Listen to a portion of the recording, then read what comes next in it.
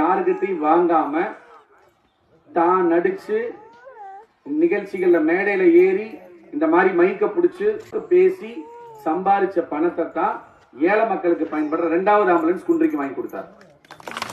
அவர் சொன்னாரு கொடுத்து 20 நாள்ல 16 பேர் வந்து அந்த ஆம்புலன்ஸ் மூலமா வந்து உயிர் பிழைத்து அருமையா சிறப்பா வாழ்ந்துட்டு இருக்காங்க. அதுல வந்து 3 குழந்தைங்க வேற நார்மல் டெலிவரியா பிறந்திருக்காங்க.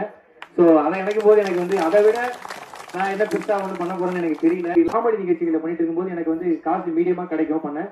இப்ப கொஞ்சம் ஆங்கரா மாறினதுனால கொஞ்சம் காசு காமெடியை விட ஆங்கரிங் கொஞ்சம் அதிகமா வரதுனால 2 மாசத்துல சம்பாதிக்கிற காசை வந்து நான் ஒரு மாசத்துல சம்பாதிச்சு இந்த போன 17 வாங்கின இந்த 16 ஆம்புலன்ஸ் வாங்கிட்டேன்.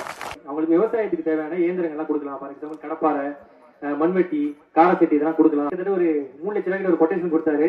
சோ அந்த கொட்டேஷனையும் வாங்கி சோ இப்ப அங்க கீழே இருக்கிற நம்மளுடைய தாமரக்கரையில ஒரு 125 பேருக்கு விவசாயிகளுக்கு வந்து பாத்தீங்கன்னா என்னால முடிஞ்சது ஒரு 3 லட்சம் ரூபாய் கிட்ட கொட்டேஷன்ல அவங்க விவசாய இயந்திரங்கள்லாம் கொடுத்தேன்.